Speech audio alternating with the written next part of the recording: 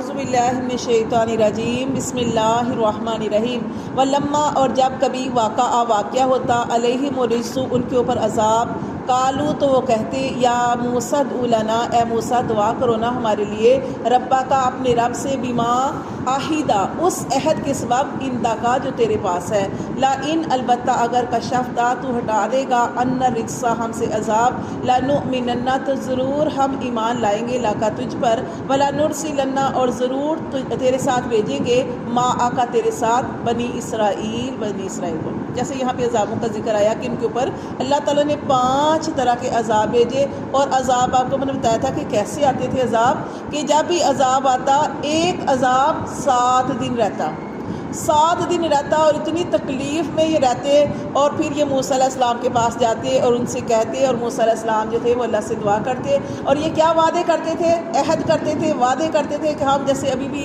یہاں پہ پڑھا کہ وہ کہتے تھے کہ ہم ایمان لے آئیں گے اور آپ کے ساتھ بنی اسرائیل کو بھی بھیج دیں گے.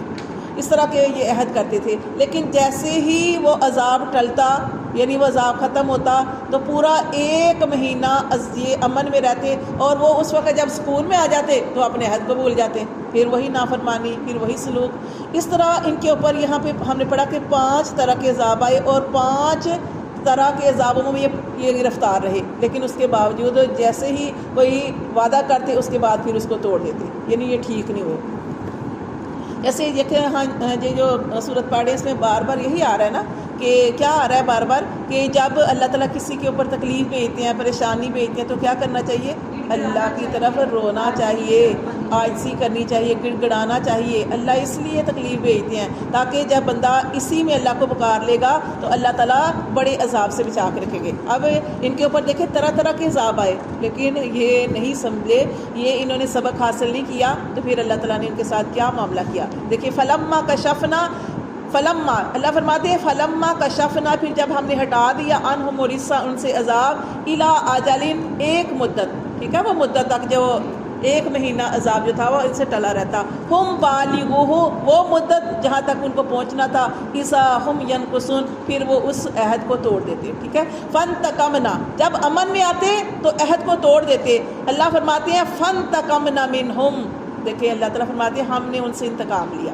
اللہ تعالیٰ کے سارے نام رحمت والے ہیں، رحیمی والے ہیں، کریمی والے ہیں، لیکن اللہ کا ایک نام بڑا سخت ہے، اس نام سے ڈرنا چاہیے ہے، وہ ہے ذوالانتقام، انتقام لینے والا. اللہ معاف کرے. ایک بندہ ہے، ظالم بندہ ہے، بڑا بندہ ہے، وہ اگر کسی سے بدلہ لے تو کسی کا کچھ نہیں چھوڑتا، ٹھیک ہے، لیکن جب اللہ انتقام لے تو اللہ معاف کرے کیا انسان کا حال چھوڑے گا. تو اس لیے اللہ کے اس نام سے ڈرنا چاہیے. اللہ نے فرمایا ہم نے ان سے انتقام لیا، فاغرقناہم اللہ نے کیسا ان سے انتقام لیا کہ ان کو غرق کر دیا، فی الیمی دریا میں، پورے کے پورے.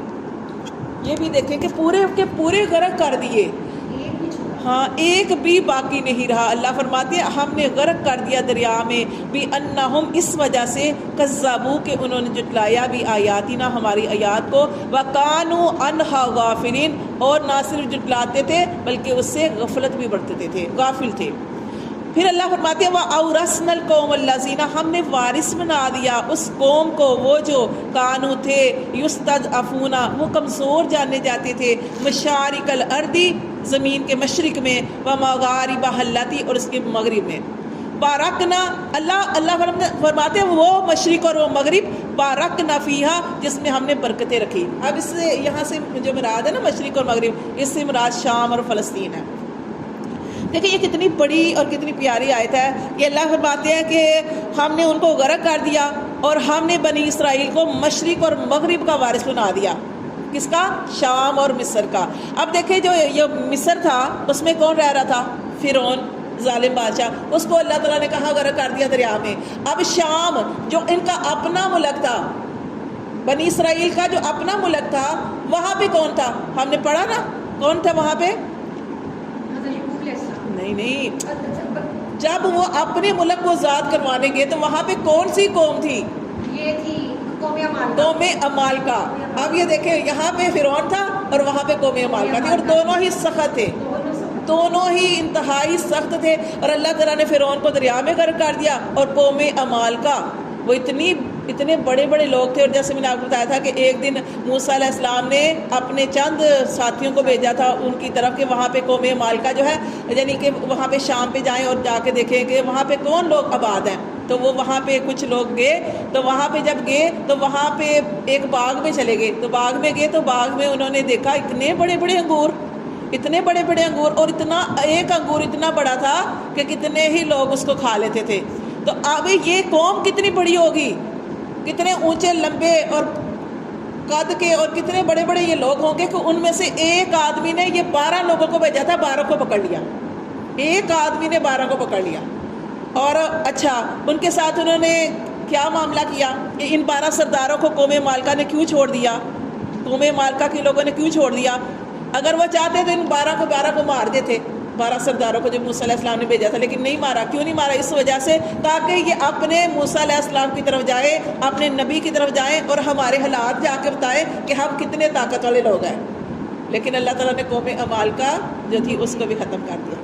لیکن ختم ایسے ہی نہیں ہوئے. بنی اسرائیل کو بھی پھر آگے واقعہ پڑھتے جائیں گے کہ بنی اسرائیل کو اللہ تعالیٰ نے سزا دی. کیا یہ نافرمان کون؟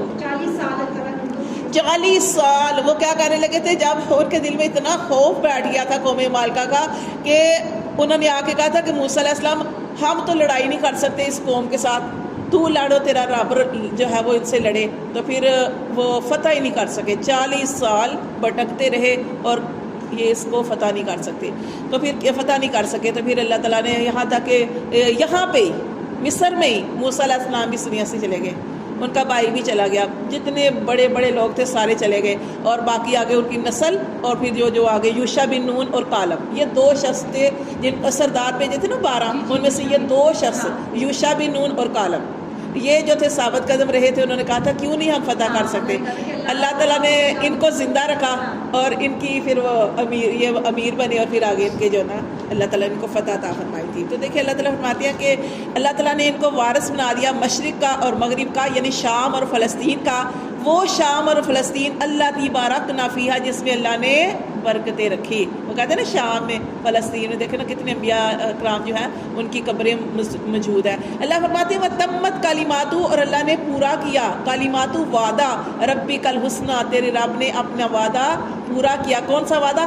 حسنہ, بلائی کا. کون سا وعدہ کیا تھا اللہ تعالیٰ نے کہ اگر تم صبر کرو گے, اگر تم استقامت اختیار کرو گے, اللہ سے مدد مانگو گے اور استقامت کا اختیار کرو گے, صبر کرو گے تو اللہ تمہیں وارث بنا دے گا. اللہ فرماتے ہیں اللہ نے اپنے وعدے کو پورا کیا. حسنہ بہترین وعدہ علی بنی اسرائیل, بنی اسرائیل پر. کس وجہ سے؟ اللہ نے وجہ بتاری بیما صبروا, صبر کرنے کی وجہ سے. یہ صبر چھوٹی چیز نہیں ہوتی. صبر اللہ فرماتے ہیں ہر کوئی نہیں کر سکتا, صبر ہر کوئی نہیں کر سکتا. صبر وہی کرے گا جس کو اللہ توفیق دیں گے. صبر کرنا کہنا بڑا آسان ہے لیکن کرنا بڑا مشکل ہے. جو انسان جوائنٹ فیملی میں رہتے ہیں ان کو بھی بہت زیادہ صبر کے ساتھ جو ہے اپنے گھر کا سسٹم چلانا پڑتا ہے, ٹھیک ہے. اسی طرح صبر ہر معاملے میں کرنا پڑتا ہے, ہر معاملے میں.